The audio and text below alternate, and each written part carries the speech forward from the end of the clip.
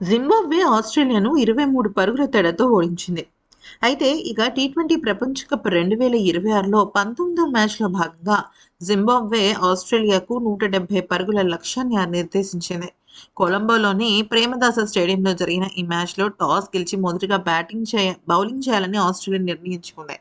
అదంతా బానే ఉంది కానీ, ఇక జింబాబ్వే జట్టు ఆస్ట్రేలియాని 23 పరుగుల తేడాతో ఓడించడంతో ఒక్కసారిగా లెక్కలన్నీ మారిపోయాయి. అసలిప్పుడు ఆస్ట్రేలియా సూపర్ 8కి వెళ్తుందా లేదా అనే విషయం పైన కూడా క్లారిటీ లేదు.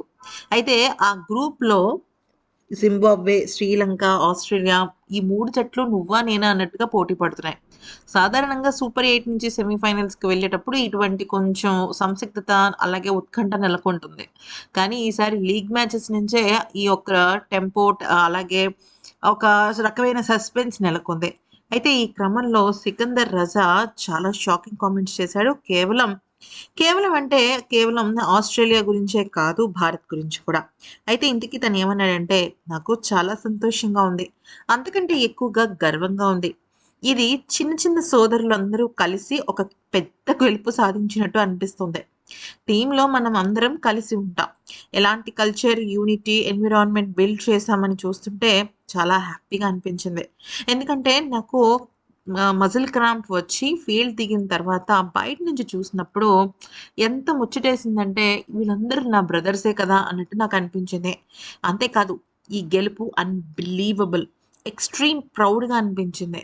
అయితే బౌలింగ్ ఎలా స్టార్ట్ చేశాం, ఫీల్డింగ్‌లో ప్రతి క్యాచ్ ఎలా పట్టాం, బౌండరీలు ఎలా ఆపాము, అలాగే బ్యాటింగ్‌లో ఎంత అద్భుతంగా రాణించాం, ఇవన్నీ తలుచుకుంటే మేమే కదా ఆడింది.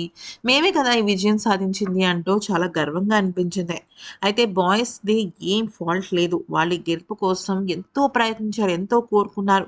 అది స్పష్టంగా కనిపించింది. వాళ్ళు దానికి అర్హులు కూడా.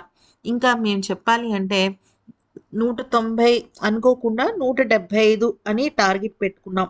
దాన్ని కూల్‌గా మేము వాళ్ళకి అందించాం. వాళ్ళని ఆపే క్రమంలో మేము చాలా కష్టపడ్డాం. మా టార్గెట్ ఏం లేదు.